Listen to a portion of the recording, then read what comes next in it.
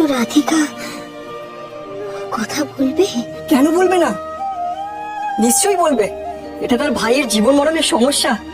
আমি বলে দি ভাই নিশ্চয়ই বলবে। মা নিশ্চয়ই বলবে।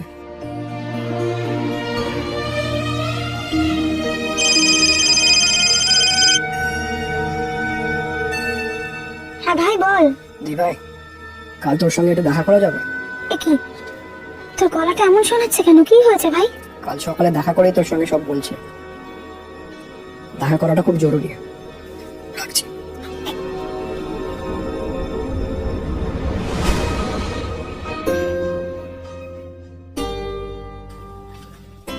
বাবা, মা, বলছিলাম কি, তোমার রাখা 5,000 টাকা থেকে 2,000 টাকা নিলাম। পাড়ার দোকানে ওষুধগুলো পেলাম না। তাহলে এখন কোথায় যাবে? একটু এগিয়ে গিয়ে দেখি আমার মায়ের জন্য ওষুধগুলো পাই কিনা।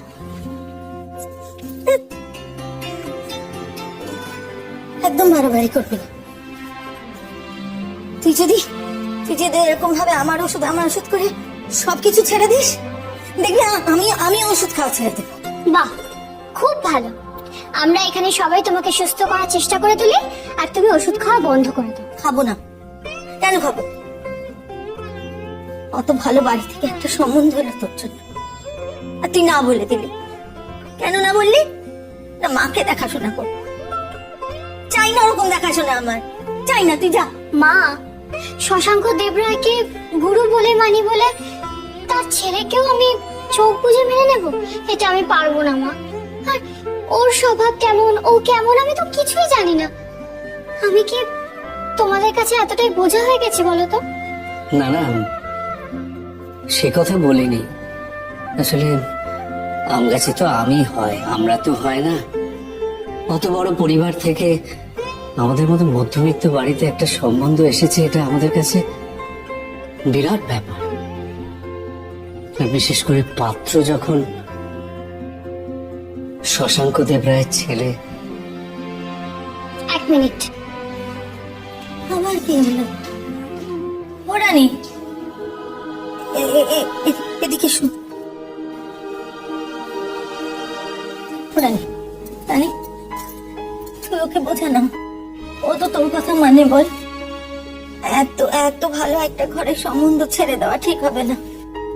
কি রে বাবা? বাবা, এই দেখ, নক্ষত্র দেবরায় নিজে ইন্টারভিউতে বলেছে যে ও বিয়ে করতে চায় না। দেখো।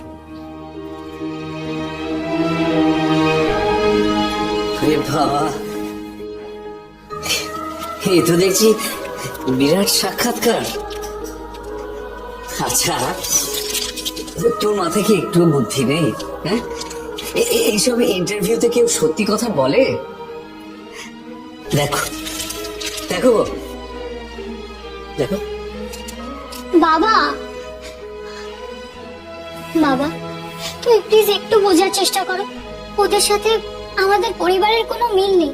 তুমি না বলেছো যে বিয়ে সমানে সমানে হয়। ওরা কত বড় লোক, আর আমরা বড় ওদের মন। নইলে আমাদের মতো এই মধ্যবিত্ত বাড়িতে এসে মেয়ে চান? অমলদা, আমার মনে হয় অহনা একদম ঠিক কথা বলছে। সত্যি তো, আমরা তো কেউ এখানে নক্ষত্র দেবরায়কে চিনি না। রানী, বাপ মাকে দেখলে সন্তান কেমন হবে তার কিন্তু একটা আন্দাজ পাওয়া যায়। ওরা তো এই বাড়িতে এলেন, ওরা কিন্তু ভারী ভালো মানুষ। আসলে নক্ষত্র দেবরায়ের ব্যক্তিত্ব দেখে তুমি বাস্তবটা ভুলে গেছো।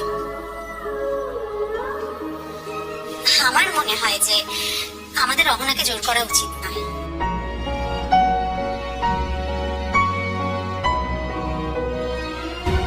মানে যদিও এটা একেবারেই আমার ব্যক্তিগত মতামত।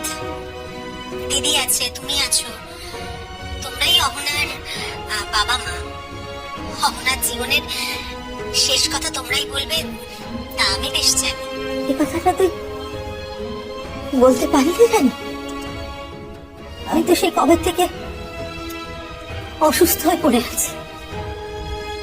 মেয়েটাকে তো তুই আগলে রেখে বড় করেছিস। বল, আচ্ছা না, আমি আর কদিনই আর বাঁচবো তারই বা ঠিক কি? ওহ মা, তুমি আবার এসব কথা বলছো? বলেছি না তোমার কিচ্ছু হবে না, কিচ্ছু হবে না তোমার। আমিও না আমার এই মেয়েটাকে সব সব সময় সুখী দেখতে চাই, ভালো দেখতে চাই। আমার মেয়ে যদি না চায় তাহলে তার অমত এখানে বিয়ে হবে।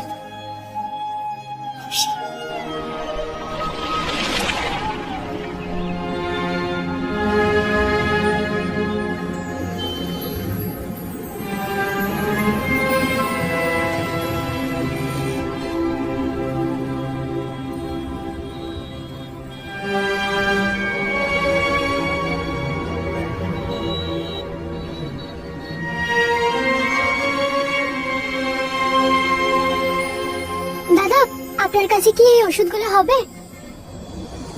হ্যাঁ হবে। বাবা আইসক্রিম খাবো, আইসক্রিম খাবো, বাবা আইসক্রিম খাবো, আইসক্রিম খাবো, বাবা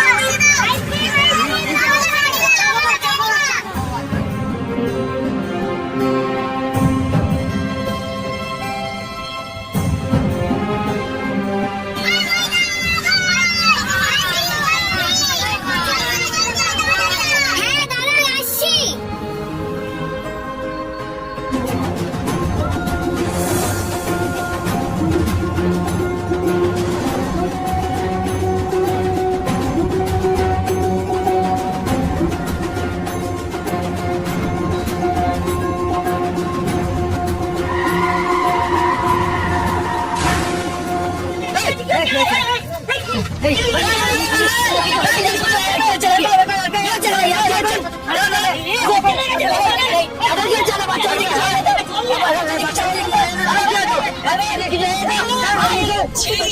প্লিজ বাচ্চাটাকে দেখতে দিন, বাচ্চাটাকে দেখানো ইম্পর্টেন্ট, প্লিজ। আরে বাচ্চাটাই তো মরে যেত আপনার জন্য। আরে প্লিজ প্লিজ দাদা প্লিজ ওনাকে ছেড়ে দিন, ওনার কোনো দোষ নেই। না দাদা,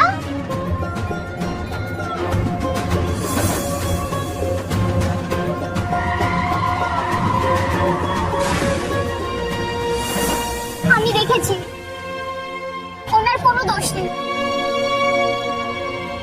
প্লিজ ছেড়ে দিন ওনাকে।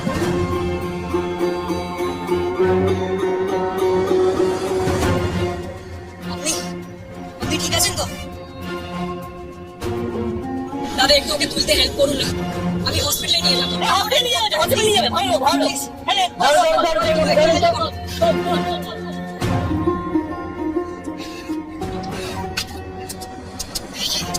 গাড়িটা স্টার্ট হচ্ছে না কেন? ট্যাক্সি! ট্যাক্সি! ট্যাক্সি! ট্যাক্সি!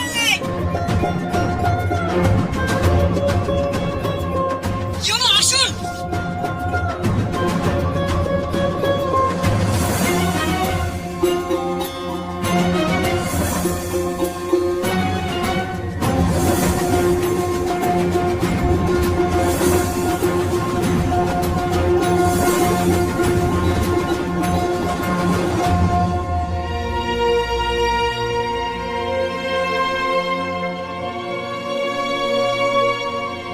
ভাই এত দেরি করছে কেন? ডক্টর!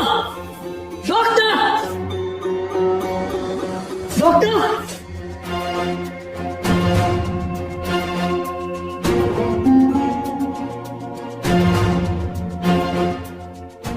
আরে আপনি নৌকাটা দেবেন না স্যার, প্লিজ একটা সেলফি স্যার, প্লিজ প্লিজ বাচ্চাটাকে- হ্যাঁ প্লিজ প্লিজ দেখছি স্যার, একটু হাসুন স্যার, প্লিজ প্লিজ। এবার thank you thank you. Please.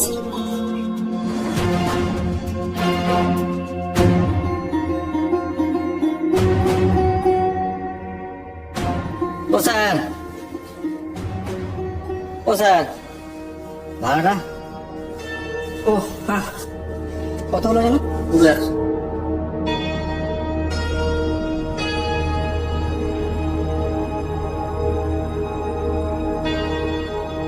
কত হয়েছে দাদা? 100।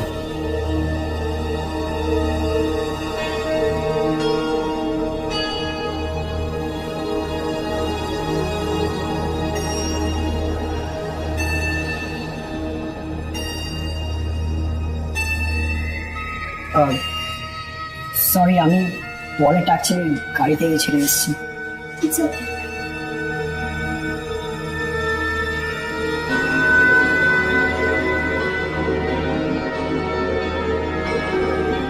এক্সকিউজ মি, এই হসপিটালে তো কিছু টাকা দিতে হবে তো। আপনি চিন্তা করবেন না, আমি আজকে একটু বেশি টাকা নিয়ে বেরিয়েছিলাম ওষুধ কিনবো বলে। Thank you so much. আমি কিন্তু টাকাটা পুরো আপনাকে ফেরত দিয়ে দেবো। Excuse me, hello doctor. আরে আপনার মাথায় তো চোট লেগেছে। দাঁড়ান, আপনার আমি বলে দিচ্ছি, একটা ফার্স্ট এড দরকার। নার্স, কিছু হয়নি? আপনি প্লিজ বাচ্চাটার একটু খবরটা দিন আমার। বাচ্চা একদম ভালো আছে, কোনো চিন্তা করবেন না।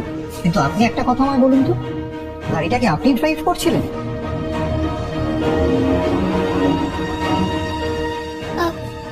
আসলে ওনার কোনো দোষ নেই, বাচ্চাটাই মাঝ রাস্তায় চলে এসেছিল। আপনি বাচ্চার কে হন? ময়না, ময়না বিশ্বাস, সেন্ট ট্রিনিটি স্কুল। ময়না স্কুল থেকে ফোন গিয়েছিল, ময়নাকে নাকি অ্যাক্সিডেন্ট হয়েছে। আপনি চিন্তা করবেন না, ও এখন দিনে এটা ময়নাকে ব্যাগ ডক্টর বলে দিয়েছে। ঠিক আছে, আপনি তো চিন্তা করবেন না। গাড়িটা আমি চালাচ্ছিলাম, আর খুব তাড়া ছিল বলে খুব স্পিডেই ছিলাম। ওমা, আপনি নক্ষত্র থেকে রায়? আমি আপনার খুব ফ্যান। আপনাকে এইভাবে দেখবো, এই ব্যাচে ধরুন তো। আমি এই করে এই একটা সেলফি তুলবো এখানে। আমি না আপনার সব কনফার্মে যাই, বুঝছেন তো? আপনার সব গানগুলো আমার খুব মানে এত ভালো। না, এইভাবে একটা সেলফি তুলবো। শুনুন না, আজ কিন্তু আপনাকে একটা গান শোনাতে হবে। না না না, বলা যাবে না। না না, প্লিজ প্লিজ।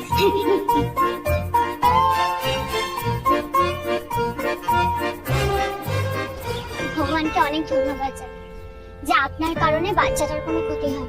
আমি কিন্তু আজকে ঈশ্বরকে অনেক কারণেই ধন্যবাদটা জানাবো। বাই দ্য ওয়ে, আপনার গাড়িটা কিন্তু রাস্তাতেই পড়ে আছে, সারি নেই। জানেন তো, এর আগে কোনোদিন আমাকে কারো কাছ থেকে টাকা ধার করতে হবে, তাই খুব খারাপ লাগছে। আমি কিন্তু আপনাকে সব টাকা ফেরত দিয়ে দেবো। উফ, আপনি বারবার এই এক কথা কেন বলছেন বলুন তো? আপনি যদি আমাকে টাকা ফেরত না দেন, তাহলে আমি মনে করব যে কোনো অনাথ আশ্রমে টাকা দান করে দিয়েছি। আর বাবা কি বলেন জানো? বাবা বলেন যে কাউকে টাকা ধার দিয়ে ফেরত পাওয়ার আশা করবেন না।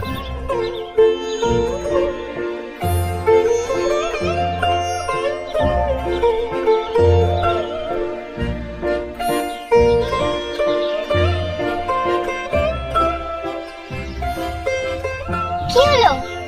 টাকা ধার দিতে হয়েছে বলে আত্মসম্মানে ঘা লেগেছে?